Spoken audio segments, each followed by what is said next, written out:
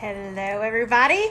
I woke up to a text this morning, which, as you imagine, I wake up to some type of email or text about toxic relationships.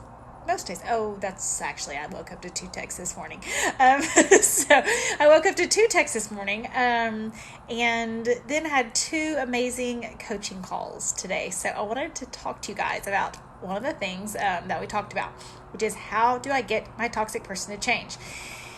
Now, the text that I got was, so-and-so is bullying me. How do I get them to stop without being mad at me? And that without being mad at me is the major thing that I want to talk to you guys about, because that is the real danger signal. That is the real problem. That is the real thing that you're battling against, is how can I don't want them to be mad at me. I don't want them to not like me. I don't want them to. So, and I want to explain it this way to you. I want you to think about there being a crocodile. Okay, so there's a crocodile out by the pond, and you think, gosh, that crocodile, I don't want it to bite.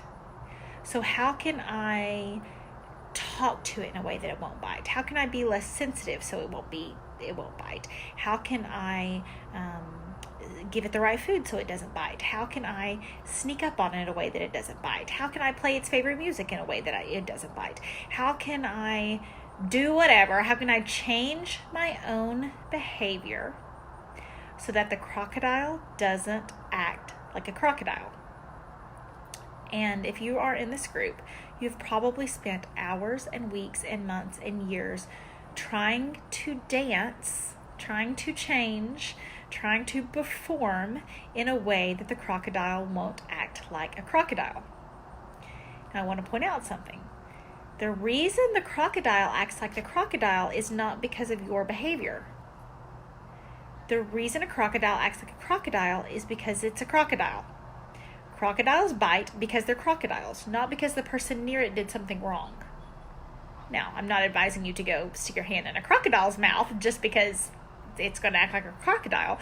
But when we surround ourselves with crocodiles, we get very confused as to why they act like crocodiles. And one of the reasons we get confused about them acting like crocodiles is because you're not a crocodile. You would never bite someone. So you think, well, why are they biting? Why are they doing that? Why won't they do that? Maybe if I'm better, they will act differently. Maybe if I'm better, they will act differently, and you can spend years and years and years and years. But I want you to ask the question, is it working? Is it working? Or does your crocodile still act like a crocodile? Okay? And when that person sent me that text about how can I get them to stop bullying me where they're not mad at me, I want to dissect that and kind of change that dynamic for you.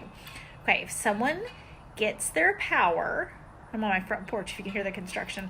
It's a beautiful day here. But if someone can get their power by stealing your power, and someone is happy when they get to bully you, and someone feels good when they get to control you, and you're saying, well, how can I not give them an opportunity to bully me? How can I not allow them to control me and they're going to be happy about it? Because what makes them happy is the control. What makes them happy is acting like a crocodile. What makes them happy is feeling like they're in charge of you, of watching you do what they want, of getting you to do what they want, of getting you to dance, of getting you to change your behavior. So what the very thing that makes them happy, not everyone, but if there's someone who is a bully and someone always controlling you and someone always playing by a different set of rules and always creating chaos so you're confused, they're a toxic person. And they feed off that energy. So when I got the text that says, how can I get them to stop doing that without being mad at me? You're asking, how can I change their behavior? How can I make them not a crocodile? How can I make them not want to bite?